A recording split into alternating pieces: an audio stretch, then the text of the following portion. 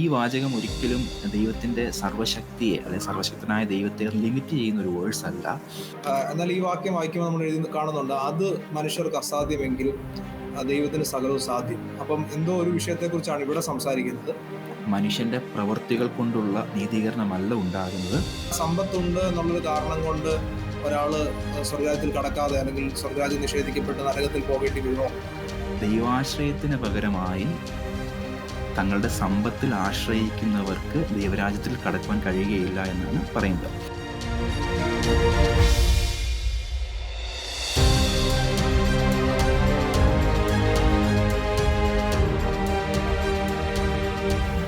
ദൈവനാമത്തിന് മഹത്വം ഉണ്ടാകട്ടെ. വീണ്ടും ഗോസ്പൽ കമ്മ്യൂണിറ്റിയുടെ മറ്റൊരു എപ്പിസോഡുമായിട്ട് ബൈബിൾ വേഴ്സസിനെ കറക്റ്റായിട്ട് അതിൻ്റെ കോണ്ടെക്സ്റ്റിൽ ചിന്തിക്കുന്ന മറ്റൊരു എപ്പിസോഡുമായിട്ട് വരുമെന്നൊക്കെയാണ് കർത്താവ് ഒരുക്കിയതിനെ സ്തോത്രം ചെയ്യുന്നു, സ്തുതിക്കുന്നു. നാം ഇന്ന് ചിന്തിക്കുവാൻ വേണ്ടി പോകുന്നത് മത്തായി സുവിശേഷം 19-ാം അധ്യായം അതിൻ്റെ 26-ാം വാക്യമാണ്. അതിങ്ങനെയാണ് പോകുന്നത്: യേശു അവരെ നോക്കി, അത് മനുഷ്യർക്ക് അസാധ്യം എങ്കിലും ദൈവത്തിന് സകലവും സാധ്യം എന്ന് പറഞ്ഞു. നാം വളരെയധികം പ്രസംഗങ്ങളൊക്കെ കേട്ടിട്ടുള്ള ഒരു വേഴ്സാണ് ഇത്. എങ്കിലും നാം അതിൻ്റെ കോണ്ടെക്സ്റ്റുവലി നാം ചിന്തിക്കുവാൻ വേണ്ടിയുള്ള അവസരങ്ങളാണ് ഇത് എടുക്കാൻ പോകുന്നത്. അതിനെ കർത്താവ് നമ്മെ സഹായിക്കട്ടെ എന്ന് പ്രാർത്ഥിക്കുന്നു. ഇവിടെ നമ്മൾ ഈ വാക്യം പലപ്പോഴും മിസ്കൗട്ട് ചെയ്യപ്പെടാറുണ്ട് എന്ന് പറയുമ്പോൾ എന്താ നമ്മൾ മനസ്സിലാക്കേണ്ടത്? ശരിക്കും ദൈവത്തിന് സകലവും സാധ്യം അല്ലേ? ഈ വാക്യം എങ്ങനെയാണ് മിസ്കൗട്ട് ചെയ്യപ്പെടുന്നത്? എന്താണ് ഇവിടെ ഉദ്ദേശിക്കാൻ, അല്ലെങ്കിൽ എങ്ങനെയാണ് നമുക്ക് ഇതിനെക്കുറിച്ച് പറയാനായിട്ട് കഴിയുന്നത്? ദൈവത്തിന് സകലവും സാധ്യമാണോ അല്ലെങ്കിൽ സാധ്യമല്ലേ? എങ്ങനെയാണ് നമുക്കതിനെ മനസ്സിലാക്കാനായിട്ട് കഴിയും? തീർച്ചയായിട്ടും ദൈവത്തിന് സകലവും സാധ്യമാണ്. നമ്മുടെ ദൈവം സർവശക്തനായുള്ള ഒരു ദൈവമാണ്. സകലവും പ്രവർത്തിക്കുവാൻ കഴിയുന്ന ഒരു ദൈവം തന്നെയാണ്. അവൻ ആഴിയെ അളക്കുന്നു, അവൻ്റെ കയ്യാലെല്ലാം സൃഷ്ടിക്കപ്പെട്ടു. അവൻ ഓരോന്നിനെയും അതിൻ്റെ വഴിക്ക് തിരിക്കുന്നു. ഈവൻ രാജാക്കന്മാരുടെ ഹൃദയം തൻ്റെ കയ്യിൽ നീർത്തോട് കണക്കിയിരിക്കുന്നു എന്നൊക്കെ പറഞ്ഞ് പല ഭാഗങ്ങൾ നാം കാണുന്നുണ്ട്. ഈ വാചകം ഒരിക്കലും ദൈവത്തിൻ്റെ സർവ്വശക്തിയെ അല്ലെങ്കിൽ സർവശക്തനായ ദൈവത്തെ ലിമിറ്റ് ചെയ്യുന്ന ഒരു വേഴ്സ് അല്ല. പകരം നാം ഈ ഒരു കോണ്ടെക്സ്റ്റിൽ നാം ചിന്തിക്കുന്ന ഉടനെ ആ കോണ്ടെക്സ്റ്റ് അനുസരിച്ച് വേണം നാം ആ ഒരു എനിക്ക് സകലവും സാധ്യമാണ്, ദൈവത്തിന് സകലവും സാധ്യമാണ് എന്നുള്ള കാര്യം നാം ഈ കോണ്ടെക്സ്റ്റിനനുസരിച്ച് ചിന്തിക്കുന്ന ഉടനെ നാം ചിന്തിക്കുന്നതിനെക്കാട്ടിലും വേറൊരു ഡീപ്പർ മീനിങ് ഉണ്ടെന്നുള്ള കാര്യമാണ് നാം ഈ ഒരു വേഴ്സിലൂടെ നാം മനസ്സിലാകുന്നത്. നമ്മൾ ഒരിക്കലും ദൈവത്തിൻ്റെ പരമാധികാരത്തെ, പരമശക്തിയെ, സർവ്വശക്തിയെ നാം ഡിനൈ ചെയ്യുകയല്ല. പകരം അതിനപ്പുറമായിട്ട് ഓരോ പാസേജുകളും പറയുമ്പോൾ അതിനൊരു കോണ്ടെക്സ്റ്റ് ഉണ്ട്. ആ കോണ്ടെക്സ്റ്റിനനുസരിച്ച് നാം ചിന്തിക്കുമ്പോൾ വേറൊരു inner meaning, deeper knowledge about God എന്നുള്ള കാര്യം ഇതിനകത്ത് നാം പഠിക്കാൻ വേണ്ടിയാണ് നാം തയ്യാറാകുന്നത്. തീർച്ചയായിട്ടും ദൈവം സർവശക്തനാണ്. എന്നാൽ ഈ വാക്യം വായിക്കുമ്പോൾ നമ്മൾ എഴുതി കാണുന്നുണ്ട്, അത് മനുഷ്യർക്ക് അസാധ്യമെങ്കിലും ദൈവത്തിന് സകലവും സാധ്യം. അപ്പം എന്തോ ഒരു വിഷയത്തെക്കുറിച്ചാണ് ഇവിടെ സംസാരിക്കുന്നത്. ആരോടാണ്, ഏതൊരു സന്ദർഭത്തിലാണ് യേശു ഇവിടെ സംസാരിക്കുന്നതായിട്ട് നമുക്ക് മനസ്സിലാക്കാനായിട്ട് കഴിയുന്നത്? ഈ വേഴ്സിൽ നാം കാണുന്ന ഒരു ഹൈലൈറ്റിംഗ് വേർഡാണ് അത് മനുഷ്യർക്ക് അസാധ്യം എന്നൊരു കാര്യമുണ്ട്. തീർച്ചയായിട്ടും നാം ആ ഒരു വേഴ്സിലേക്ക് വരുന്നതിന് മുമ്പ് ഈ ഒരു പാസേജിൻ്റെ കോണ്ടെക്സ്റ്റ് നമ്മൾ ചിന്തിക്കണം. ഈ കോണ്ടെക്സ്റ്റ് സ്റ്റാർട്ട് ചെയ്യുന്നത് മത്തായി സുവിശേഷം 19-ാം അധ്യായത്തിൻ്റെ 16 മുതലുള്ള വേഴ്സസിലാണ് നാം ഇതിൻ്റെ കോണ്ടെക്സ്റ്റ് നാം കാണുന്നത്.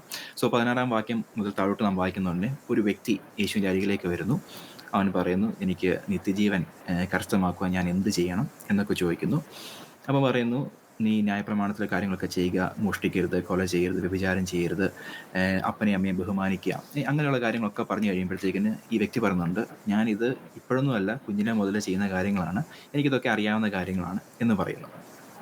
അപ്പോൾ അതിനകത്ത് കുറവുള്ളത് എന്താണ് എന്നുള്ള കാര്യം എക്സ്പ്ലെയിൻ ചെയ്യാൻ വേണ്ടി യേശുവോട് പറയുമ്പോൾ യേശു പറയുന്നുണ്ട്, നിനക്ക് സദ്ഗുണപൂർണ്ണനാകുവാൻ ഇച്ഛിക്കുന്നുവെങ്കിൽ നീ ചെന്ന് നിനക്കുള്ളതൊക്കെയും വിറ്റ് ദരിദ്രന്മാർക്ക് കൊടുക്കുവാൻ വേണ്ടി പറയുന്നു. സോ അത് പറയുമ്പോൾ ഈ വ്യക്തി വളരെ ദുഃഖത്തോടെ, നിരാശയോടെ മടങ്ങിപ്പോവുകയാണ്. കാരണം അവന് വളരെ ധനമുള്ളൊരു മനുഷ്യനായിരുന്നു എന്ന് തന്നെയാണ്, വളരെ സമ്പത്തുള്ളവനായതുകൊണ്ട് വളരെ ദുഃഖിച്ചു പോയെന്നാണ് നാം കാണുന്നത്.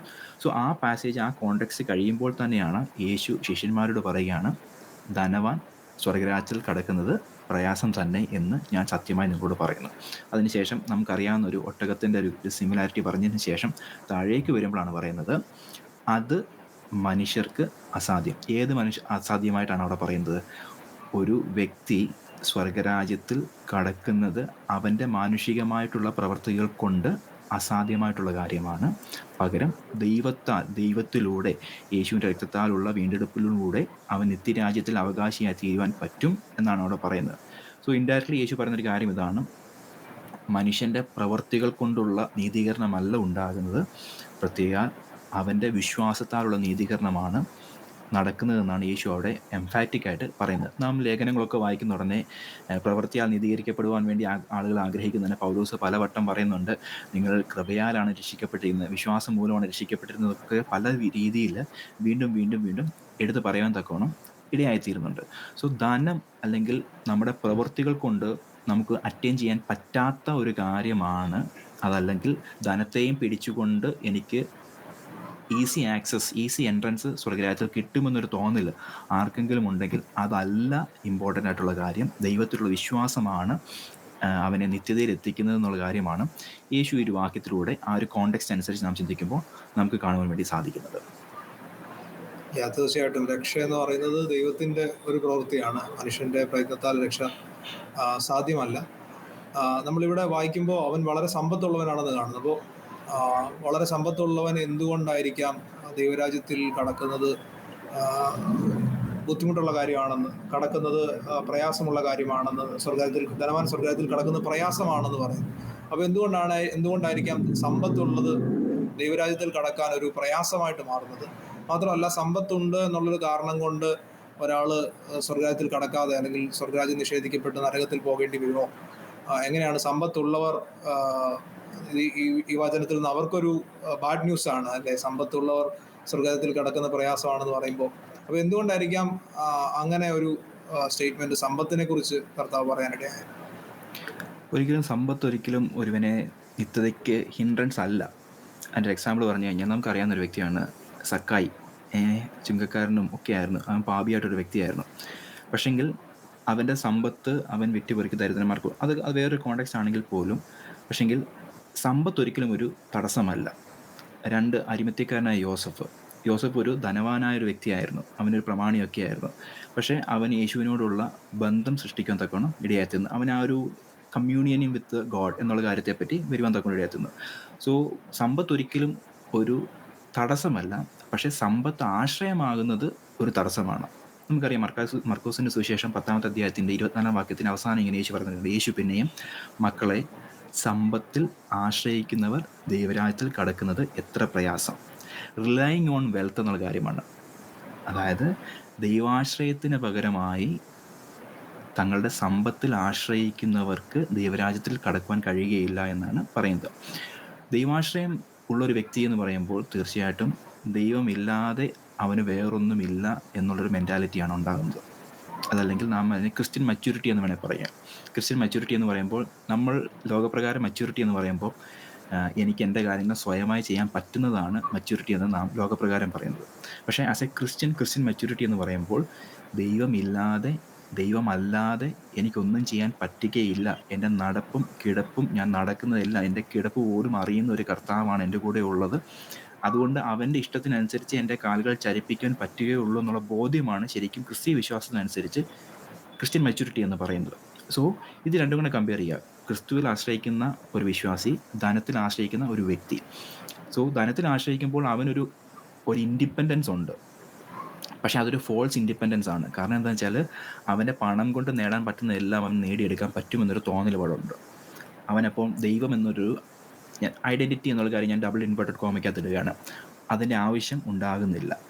പക്ഷെങ്കിൽ as a Christian this dependence must move completely from money or wealth to Christ alone.